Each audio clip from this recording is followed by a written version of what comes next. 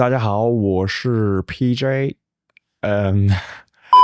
不知道你们有没有小时候爸爸妈妈给你读故事书的经验？我个人其实是不太记得我有没有被念过一些童话故事书之类的，但是我常在电影或者是国外的很多朋友都有跟我说，他们小时候爸爸妈妈都会在睡觉前为他们读故事书。但是你有没有想过，你今天晚上读给你小朋友的那本书是一个杀人犯所写出来的？犹他州的卡马斯小镇坐落在落基山脉之中，距离著名的滑雪胜地 Park City 也大概只有30分钟的车程。对很多外面的人来说，这里的生活几乎是梦幻的。这里空气清晰，小孩子在后院里面玩耍，父母则是在厨房里面准备晚餐。库里和艾瑞克就在这样被山围绕的地方组成了他们的家庭。从外表来看，他们看似拥有所有人所称羡的一切。他们有3个活泼的儿子，一个漂亮又大的房子，还有他们为自己奋斗的事业。2022年3月4号的凌晨，一通紧急的报案电话打破了这个小镇的宁静。电话那头的声音急促而颤抖。一名女子说她的丈夫看起来好像有点不对劲，她躺在床上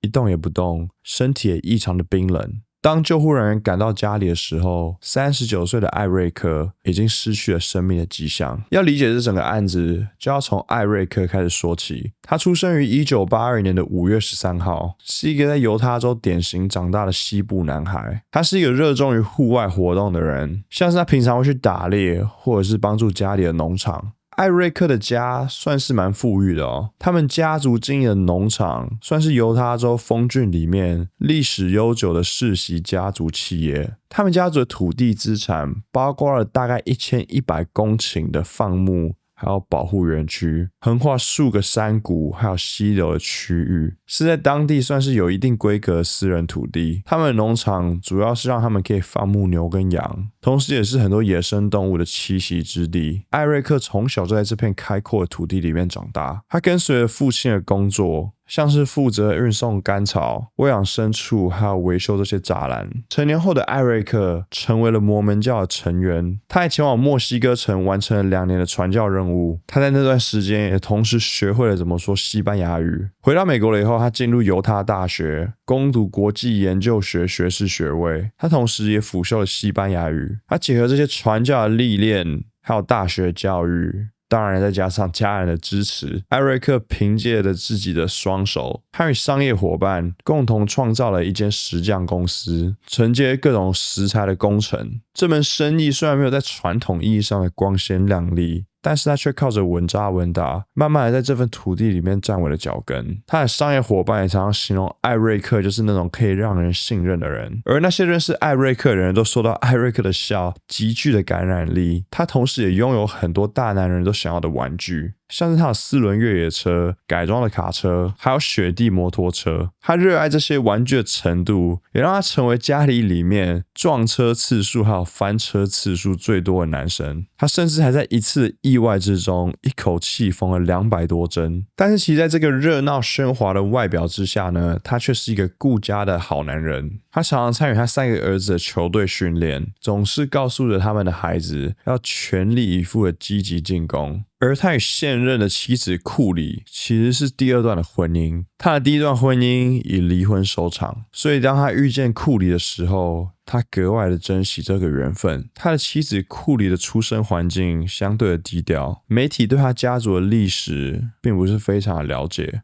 库里当时在一间 Home Depot 做收银员，那 Home Depot 其实就是一间美国商店，你可以在里面买到各种修缮家里一切的工具。像是艾瑞克，就因为他食材的生意，他必须要平常的来到 Home Depot 进行采购。一位曾与库里共事的同事说道，库里的性格非常的开朗外向，店里有很多的男生都不乏有追求他的目光，但艾瑞克来的时候，他们2个之间的火花似乎和其他的一般男生不一样。起初其实是艾瑞克的员工跑进来 Home Depot 跟库里开玩笑说他的老板喜欢他，消息传来传去，最后艾瑞克就鼓起勇气亲口问了库里他的电话号码，2人就开始这样你一来我一往，慢慢的开始交往。很快的他们就坠入了爱河。2012年7月，他们的第1个儿子 Carter 在他们结婚之前诞生了。将近1年后的2013年6月，艾瑞克和库里便在自家的后院里举行了婚礼。婚礼的当天，23岁的库里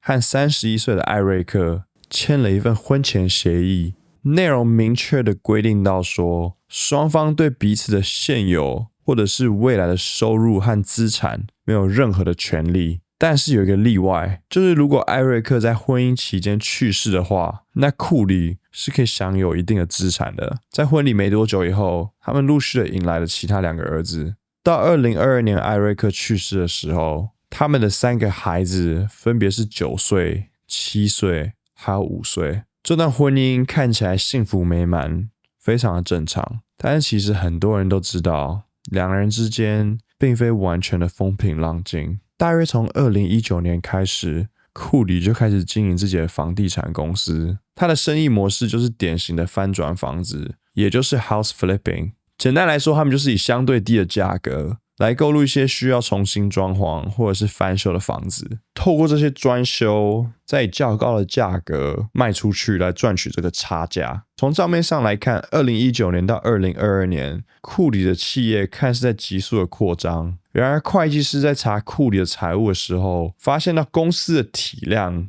的确是在快速的扩张，但背后却是不断累积的债务。那其实很简单来说，就是因为你不可能用全部的现金来购买这些需要被 flip 的房产，所以你想要最大化你的回报，你就是要放最低的现金，那你自然呢，你就要开很大的杠杆。但是你在开杠杆的时候，你也有一些 carrying cost， 你还是要付你的利息之类的。但是在翻修的时候，你这些房子是完全没有现金流的，所以你翻修的时间点一定要够快，你才能用这个差价来抵掉你利息的费用。那这个就很考验你的眼光，还有你翻修的速度啦。据报道呢，到案发前，库里有超过180万美元的债务。事业失利的压力，加上了婚前协议对他财产的限制，让库里感到无路可退。在2019年的一次家族旅行之中，库里罕见的对他朋友吐了心声。库里以他觉得他自己被困住了来形容自己的生活还有婚姻的处境。他害怕的不仅是感情，还有就是钱，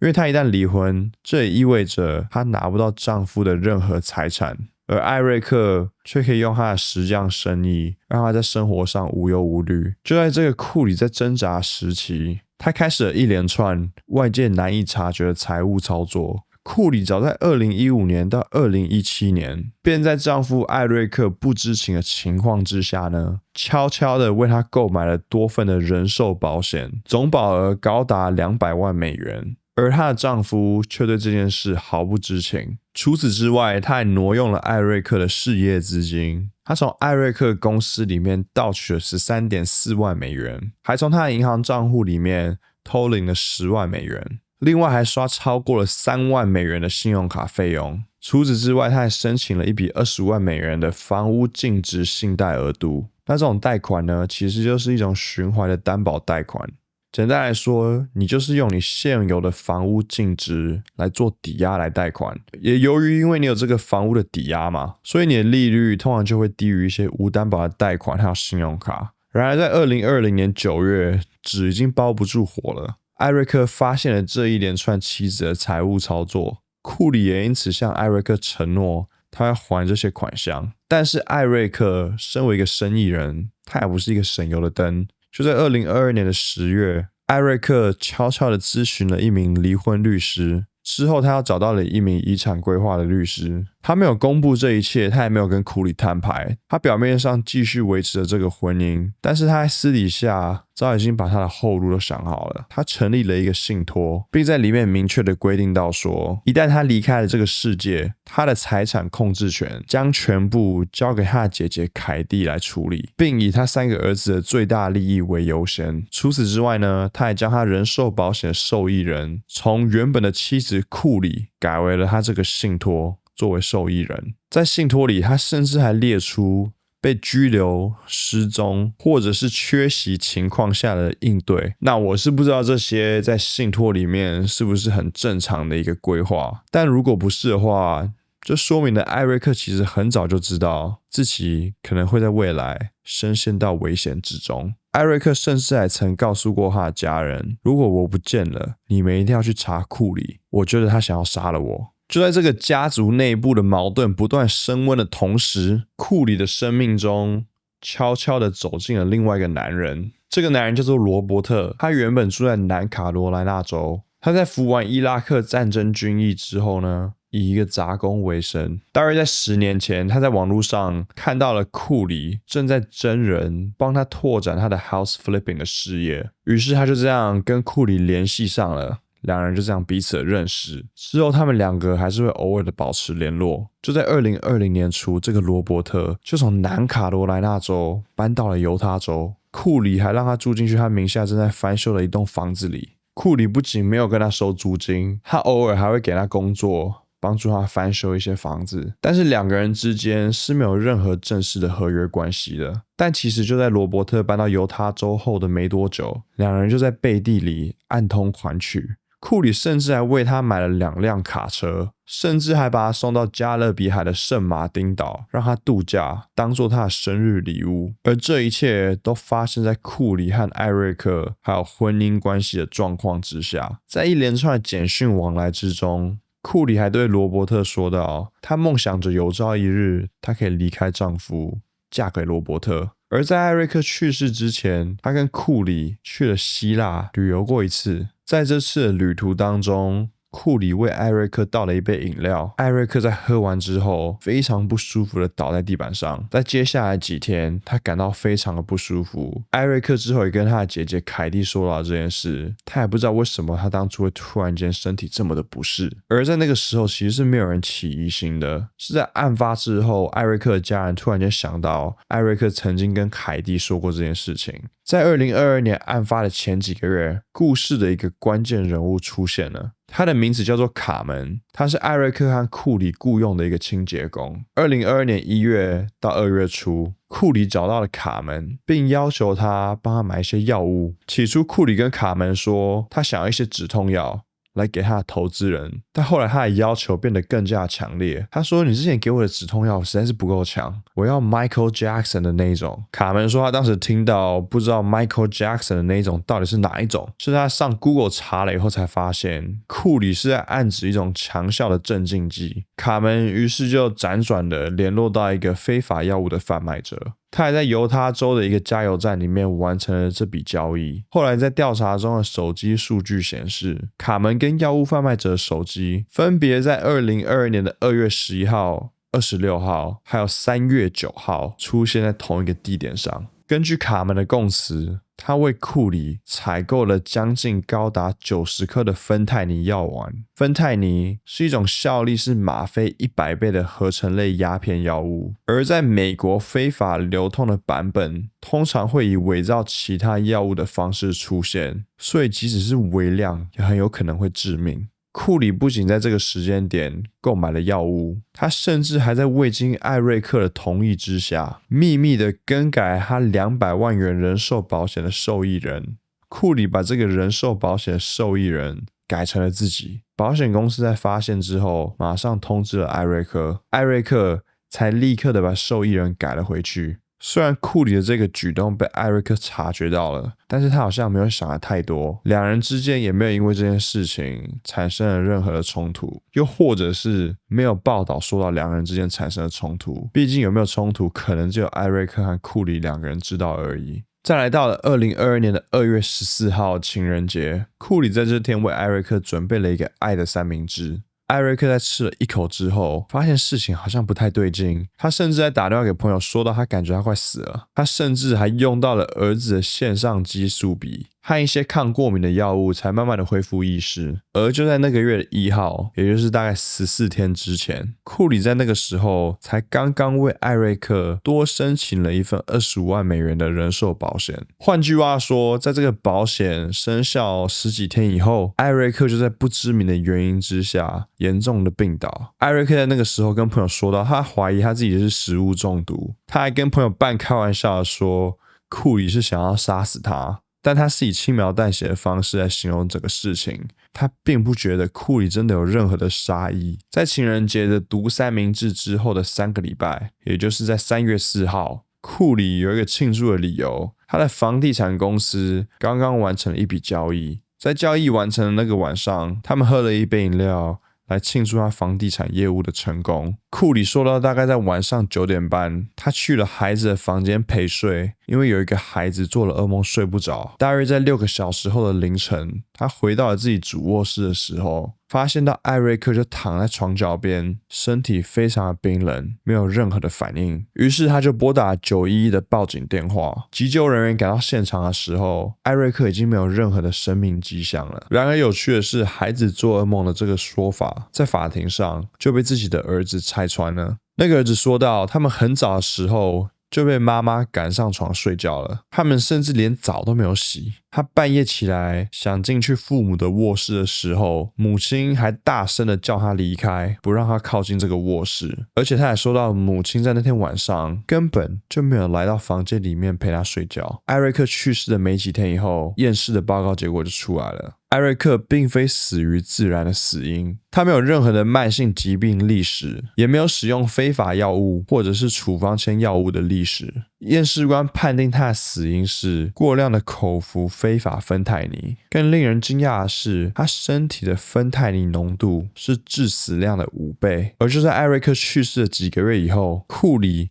以一个悲伤的妻子形象出现在了公众的面前。他一边照顾3个孩子，一边处理财产的纠纷。他同时还提起了民事诉讼，要求从艾瑞克的遗产之中获得他认为属于自己的份额。他最后甚至来出版了一个儿童绘本，书名叫做 Are You With Me？ 中文翻译大概就是你还在我身边吗？书的内容在讲述一个小男孩因为失去父亲而感到悲伤，但却渐渐的明白父亲正在以一种另外的方式出现在他的生活之中。他甚至还出访了犹他州当地的电视节目 Good Things Utah， 向主持人介绍了这本书。他说他希望能帮助他的孩子面对父亲突然离世的悲痛。他在镜头前面说到，爸爸还在我们的身边，只是以不同的方式而已。节目在一开始播出的时候，很多观众都赞扬了他的勇气与爱心，说这个妈妈很了不起，在最艰难的时刻，丈夫都已经去世了，她还是在想着她要怎么帮助孩子走出这个阴影。但其实事实上，在背地里，库里还在推销这本书的时候，艾瑞克的家族早就开始怀疑库里了。像是刚刚所提到的，艾瑞克曾跟他们的家人说，如果我死了，你们一定要去查库里。回头来看，他的直觉可能是正确的。艾瑞克死亡之后呢，库里还做了一件让艾瑞克家族起非常疑心的事情，像是在艾瑞克死后的15个月，库里不让他的孩子跟艾瑞克的家族有任何的联系。这个就蛮奇怪啦。如果你的丈夫突然间去世，你不是应该让3个孩子能跟丈夫的家族有更好的羁绊吗？但库里却选择不去参加艾瑞克家族的任何活动，也不让他的家人来看自己的3个儿子。而就在库里的童书在媒体上引发了一番讨论以后，他很快的就在5月8号被警方逮捕。警方控告他有加重谋杀罪，还有其他多项的罪行。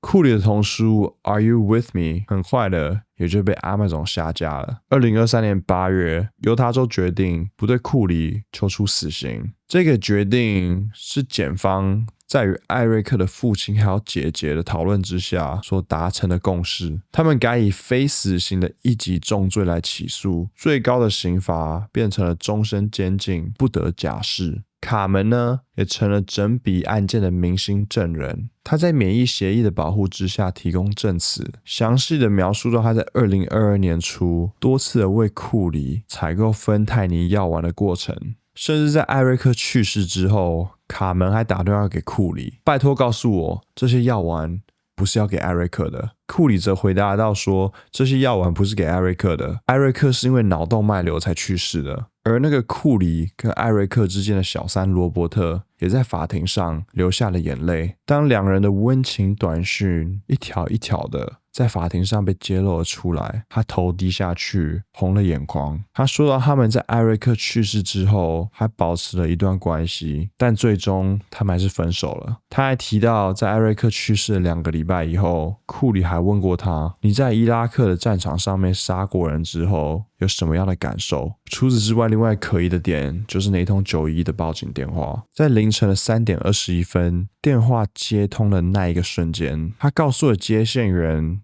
艾瑞克身体非常的冰冷，一动也不动。接线员马上就快速的询问，你会做 CPR 吗？库里说我不知道怎么做。接线员就回答，我来教你，你要不要试试看？接下来库里就不断的给借口，拖延做 CPR 的时间，像是他说到我搬不动他的重量实在是太重了。接线员就说把他拉到地板上，你不要怕你伤害到你的丈夫。库里就回答，拜托你们可以赶快请人来吗？而且根据手机的记录，其实库里在凌晨的3点06分就已经有把手机解锁过了，但是他却等到3点21分他才打了911的报警电话。在法庭上，检察官重新播放了这通911电话，他还在旁边放了一个计时器，指出库里从接电话到真正的在做 CPR 的时候，他整整拖了4分钟。调查人员呢，同时也在库里的手机里面找到了一连串非常吊诡的搜寻记录，像是芬太尼的致死剂量是多少，如果一个人被毒死，死亡证明上面会怎么写，犹他州的女子监狱，美国富人的豪华监狱，警察可以强迫你做测谎测试吗？调查人员可以恢复已经删除的讯息吗？检察官对陪审团说道，他不是去搜寻如果有人药物过量会怎么样，他搜寻的是如果有人被下毒会怎么样，因为那才是真正发生过的事。2026年3月16号，陪审团在仅仅3个小时的审议之后就回到了法庭上面，他们对库里的所有罪名一致裁定有罪。在2026年的5月13号，是法官选择宣判量刑的那一天，也刚好是艾瑞克的44岁生日。宣判前，法庭上进行了长达数小时的受害者影响陈述。3个孩子也提到像是，我怕如果妈妈出狱，她会来找我和我的兄弟们，会伤害我们。我很想念爸爸，但是我不想念以前那种生活，我不想念库里。还有就是他入狱之后，我才能够安心的继续生活，过着快乐的人生，不需要再害怕他会来伤害我还有我爱的人。库里本人在宣判前也发言了将近30分钟，几乎所有的话都是对着他的3个儿子讲的。他说他不敢相信被指控这项谋杀，一个莫须有的罪名。他同时也说到，我知道你们今天不想要跟我说话，也恨我，但是没有关系，等你们准备好的时候，我就在这里。法官在宣布量刑的时候说到，一个被认定犯下这些罪行的人，对社会而言实在是太危险了，这个人永远都不应该获得自由。库里随之的就被判处终身监禁，不得假释。库里的辩护律师也说到，他会在30天以内提起上诉。库里则表示，不管需要多长的时间，他都会继续为他的正义抗争。你们觉得呢？你们觉得终身监禁不得假释是一个适当的惩罚吗？你们觉得他的惩罚应该更严重还是更轻一点呢？那如果你看到最后的话，不妨帮我按个订阅，我们下礼拜见。哦，还有就是我真的是有点坐不住，有点晚了，所以我镜头可能会一直动来动去的。我一直往前坐往后坐，已经11点多了，有点困了。Anyway， 讲太多废话，就这样，拜拜。